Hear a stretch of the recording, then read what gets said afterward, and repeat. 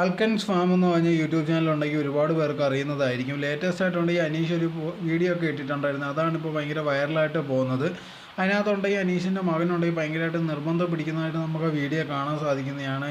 ഇതാണ് അച്ഛനുണ്ടെങ്കിൽ ഒരു കളിപ്പാട്ടമൊക്കെ വാങ്ങിച്ചിട്ടുണ്ടായിരുന്നു. അത് അറിഞ്ഞാൽ തൊട്ടുണ്ടെങ്കിൽ പെട്ടെന്ന് വേണമെന്നുള്ള രീതിയിൽ പറയുന്നത് തരാം, പതുക്കെ തരാമെന്നുള്ള രീതിയിലൊക്കെ പറഞ്ഞിട്ടും ആ കുട്ടി കേൾക്കുന്നില്ല. ഭയങ്കരമായിട്ട് അവന് നള്ളി പറിക്കുന്ന ചവിട്ടുകയൊക്കെ ചെയ്യുന്നുണ്ടായിരുന്നു. അത് കഴിഞ്ഞ് അവരുണ്ടെങ്കിൽ ഭയങ്കരമായിട്ട് സന്തോഷിച്ച് ചിരിക്കുകയൊക്കെ ചെയ്യുന്നത്. അത് കഴിഞ്ഞതിന് ശേഷം ഈ വീഡിയോ വെളിയിൽ വന്നതിന് ശേഷം ഉണ്ടെങ്കിൽ ഒരുപാട് പേര് വന്നിട്ടുണ്ടെങ്കിൽ ഇതെനിക്ക് കുട്ടിയൊക്കെ ഇങ്ങനെയാണ് വളർത്തേണ്ടത്, കുട്ടികളെ ഉണ്ടെങ്കിൽ ശാസിക്കണം, അതല്ലാതെ എപ്പോൾ നോക്കിയാലും അവർ ചെയ്യുന്ന എല്ലാ കാര്യങ്ങളും ഉണ്ടെങ്കിൽ ഇതെനിക്ക് സപ്പോർട്ട് ചെയ്യുക അല്ലെങ്കിൽ ഇങ്ങനെ നിർബന്ധത്തിനൊക്കെ നിന്ന് കൊടുത്തു കഴിഞ്ഞാൽ അവർ നന്നാവത്തില്ല എന്നുള്ള രീതിയിലൊക്കെ ഒരുപാട് പേര് പറഞ്ഞിട്ടുണ്ടായിരുന്നു. അതിന് മറുപടി എന്നുള്ള രീതിയിലുണ്ടെങ്കിൽ അനീഷ് പറഞ്ഞു അതൊക്കെ ഞാൻ നോക്കിക്കോളാം എന്നുള്ള രീതിയിലൊക്കെ ആയിരുന്നു.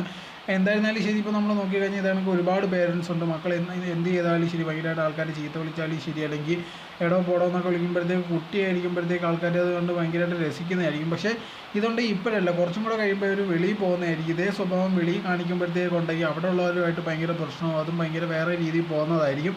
അതുകൊണ്ട് തന്നെ ഭയങ്കരമായിട്ട് അവരെ ഉപദ്രവിക്കണമെന്നുള്ള രീതിയിലല്ല, പക്ഷേ ഇത് ചെയ്യുന്ന തെറ്റാണ്, ശാസിക്കണം, അടിയേരും ഇപ്പോൾ എന്നുള്ള രീതിയിലൊക്കെ പറയാം.